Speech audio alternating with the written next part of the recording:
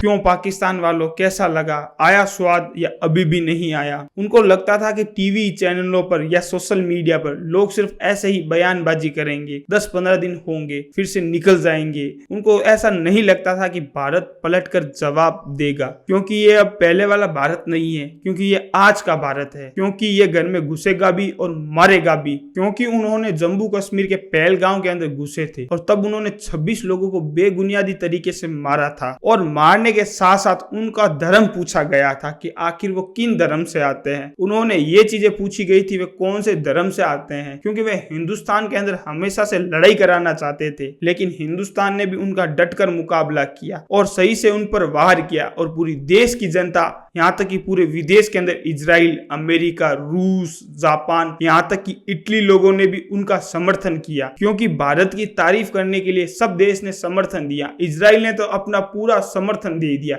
यहाँ तक कि इजराइल वालों ने तो यह भी बोल दिया है कि इंडिया वालों को जो कुछ सामान चाहिए, जो कुछ आर्मी इंक्लूमेंट चाहिए या जो कुछ सूचना चाहिए वो हमारे से ले सकता है, क्योंकि वो भी आतंकवाद के खिलाफ है। क्योंकि ये जो लगातार से ये आतंकवाद हो रहा है, ये कहीं ना कहीं जिनमें जो 26 लोग मारे गए थे वो भी एक बेबुनियादी तरीके से मारे गए थे। इसीलिए आखिर इंडिया को यह अटैक करना पड़ा। अगर तुम लोग ये नहीं करते तो इंडिया क्यों करता?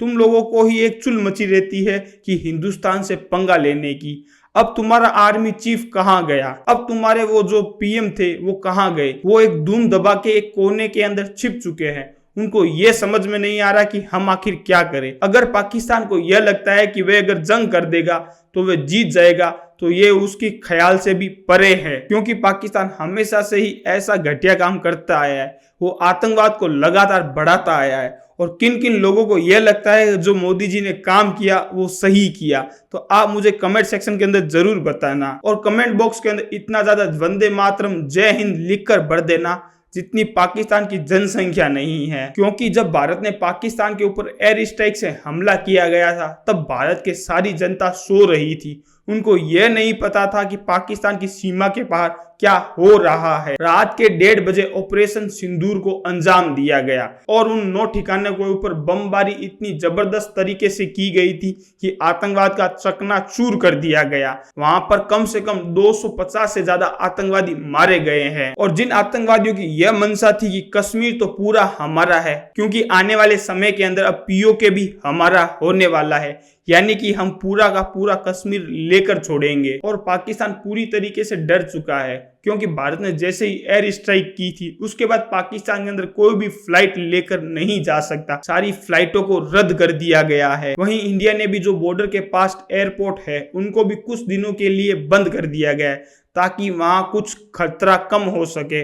और हिंदुस्तान पूरे एक्टिव मोड में है। जल सेना, थल सेना और वायु सेना तीनों तैयार खड़ी है, कभी भी हमला कर सकती है और पाकिस्तान को धूल चटा सकती है। यहाँ तक कि कांग्रेस पार्टी और देश की जितनी भी पार्टी लोगों है उन्होंने आर्मी को सपोर्ट दिया है। उन्होंने यह बात बोली कि तुम्हें भारत से आंख मिलाने के लिए आंखें कहीं और से लानी पड़ेगी। यहाँ तक कि भारत देश के अंदर जितनी भी पार्टियां है, जितने भी राजनेता है, उन्होंने सारों ने इंडियन आर्मी को सपोर्ट किया है। उन्होंने यह बात बोली है कि आप भारत को आंख से आंख मिला रहने के लिए तो बात छोड़िए, आप भारत के कदमों तक भी नहीं पहुंचने वाले।